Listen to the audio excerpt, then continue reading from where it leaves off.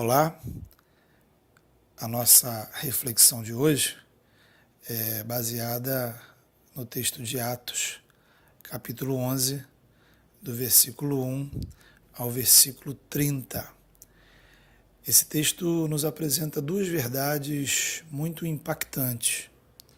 Por um lado, como é difícil para o ser humano ter uma mudança de mentalidade.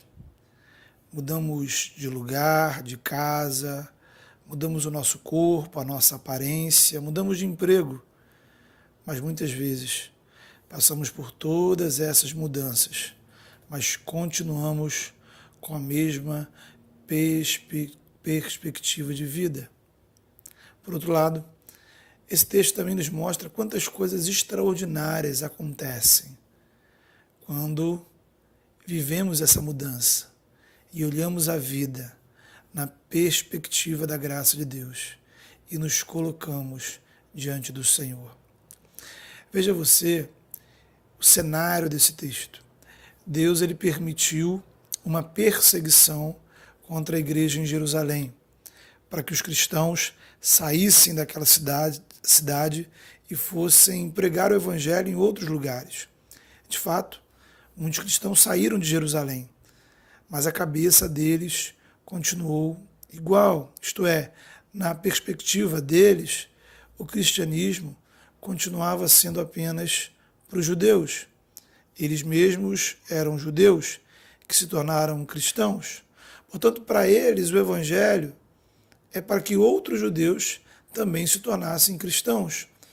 E uma pessoa que não fosse judia, se ela quisesse ser cristã, deveria primeiro se tornar judia, para então se tornar cristã. Na prática, então, as pessoas anunciavam o evangelho apenas para quem já era judeu. O texto afirma, por exemplo, que o apóstolo Pedro foi chamado a dar explicações, porque ele cometeu o absurdo de entrar na casa de um não-judeu e pregar o evangelho para ele. Imagine a situação, as pessoas da igreja te criticando, porque você, com a intenção de compartilhar o evangelho, entrou em contato com pessoas, entre aspas, diferentes. Porque, veja, não dá para evangelizar sem eu me envolver com a pessoa. Repare que foi exatamente a mesma crítica que Jesus recebeu ao longo do seu ministério. Louvado seja Deus, porque o Filho de Deus não se importou. Não ligou de se envolver com gente estranha, pecadora, pessoas de má reputação, porque nós somos essas pessoas. O Evangelho é para os doentes. O Evangelho é o poder de Deus que transforma vidas.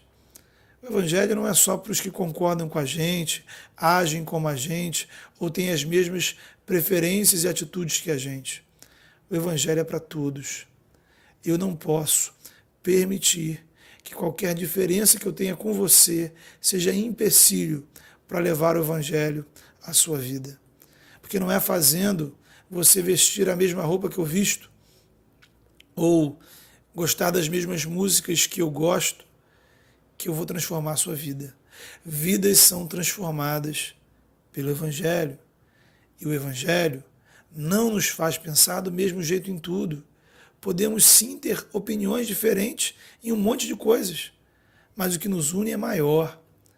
Graças a Deus, algumas pessoas naquele momento pensaram diferente. Um punhado de gente, uma minoria, teve a sua mentalidade transformada e passou a pensar em termos de reino de Deus. A sua visão de mundo foi transformada pelo Evangelho e, consequentemente, suas ações também foram diferentes. Resultado, Deus realizou algo extraordinário. Alguns cristãos simplesmente resolveram pregar o Evangelho sem olhar a nacionalidade, a língua, a cor da pele, a condição social, as posições, as opiniões, o jeito que o outro se veste, a cor do cabelo, o time que torce. Se é ser humano, se é gente, vou pregar o evangelho. E o texto diz que Deus estendeu a mão dele sobre essa iniciativa e pessoas se converteram. Muitas pessoas creram em Jesus naquela cidade. Essa atitude vai proporcionar o nascimento da primeira igreja cristã fora do território de Israel. A primeira igreja cristã formada de não-judeus, na grande cidade de Antioquia, na Síria, ao norte de Israel. Nesse ponto, eu chamo a sua atenção para duas observações. Primeiro, muitas vezes nós acomodamos o nosso cristianismo, a nossa vida cristã, ao que a maioria de outros cristãos fazem. Só que a nossa salvação não tem que ver com a maioria dos crentes. A nossa salvação tem a ver com Jesus. Ele é o nosso Senhor. Ele é a nossa referência. A minha vida cristã precisa estar pautada na obediência a Cristo, independentemente se a maioria das pessoas fazem isso ou não.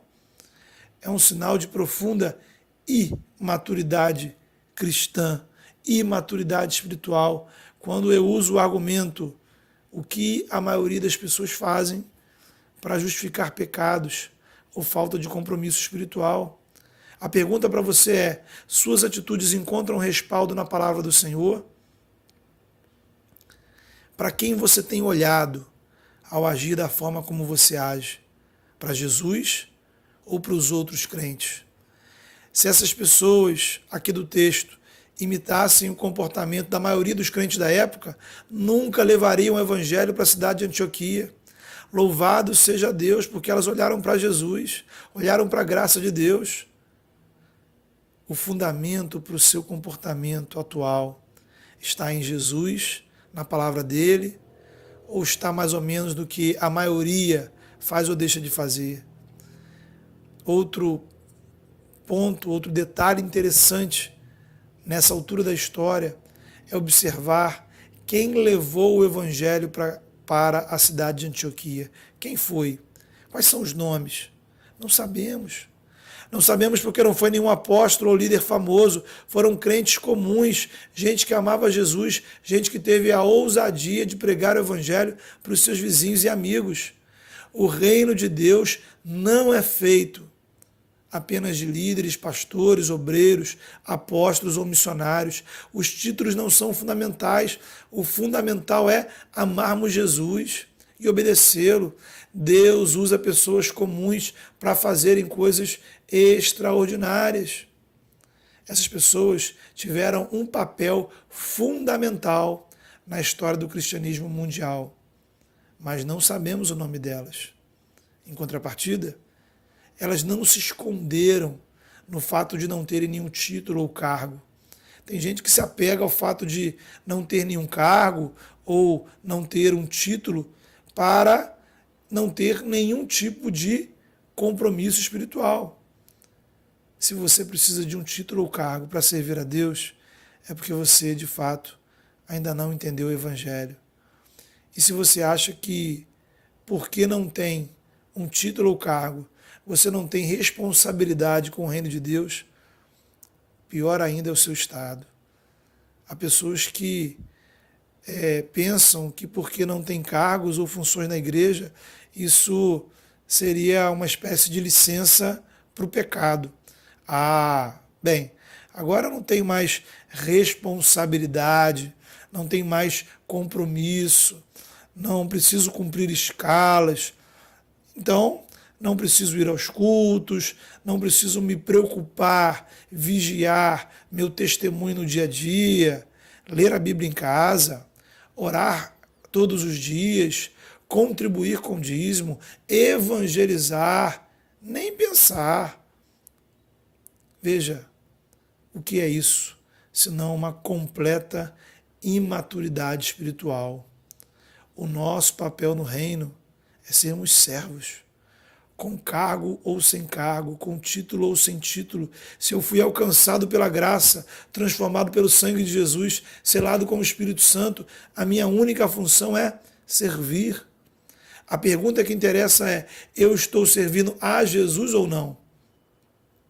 Porque às vezes nos dizemos cristãos e estamos servindo a nós mesmos. Somos o nosso próprio Senhor. Somos servos dos nossos objetivos profissionais, financeiros, servos do lazer, do prazer, servos das pessoas à nossa volta, servos dos familiares. Temos muitos senhores, só que nenhum deles é Jesus. Examine-se a si mesmo. O que na sua vida regularmente você faz porque é cristão? Será isso suficiente para alguém que é filho de Deus? As pessoas desse texto creram em Jesus, simplesmente creram em Jesus como seu Senhor e Salvador e agiram em obediência a Ele. E por isso algo extraordinário aconteceu. Muitas pessoas tiveram um encontro com Jesus e uma nova igreja nasceu. Não importa se você tem cargo na igreja, se você é conhecido na igreja, nem mesmo se as pessoas sabem o seu nome. Talvez você seja apenas um cristão comum, mas se no seu coração há uma fé sincera em Jesus, um desejo sincero de servir a Ele, Deus pode usar sua vida para fazer coisas extraordinárias. Se disponha a colocar em prática a palavra, se disponha à obediência, sem olhar para os que estão à sua volta. Você pode ser o instrumento de coisas extraordinárias no reino de Deus. E a história do texto continua. A notícia dos acontecimentos em Antioquia começou a se espalhar e chegou na igreja de Jerusalém. Aqueles cristãos enviaram até Antioquia Barnabé, com a missão de fazer uma espécie de supervisão daquela igreja. Chegando ali, o texto diz que Barnabé enxergou a graça de Deus e ficou alegre. Por quê? Porque Barnabé era homem cheio do Espírito Santo e de fé. Temos aqui uma relação de causa e efeito. Barnabé era um cristão cheio do Espírito Santo. Essa é a causa. E qual é o efeito? O efeito é que ao chegar em Antioquia, ele percebeu, ele viu a graça de Deus. Qual é a leitura que você faz da sua vida nesse momento? Há muitas pessoas que diante de toda e qualquer situação só conseguem enxergar o ruim. Ela só percebe os motivos de reclamação, os defeitos das pessoas, a falta de sorte, os problemas da vida, a ação do diabo, o que Deus deixou de fazer. Isso não é um defeito de caráter.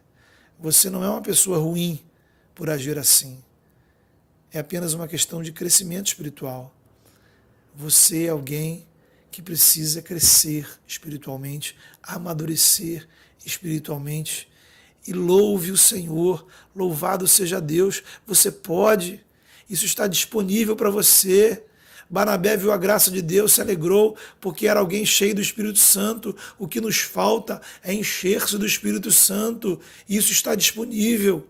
Você pode, você deve encher-se, preencher a sua vida, a sua mente com a graça de Deus, a comunhão com o Senhor.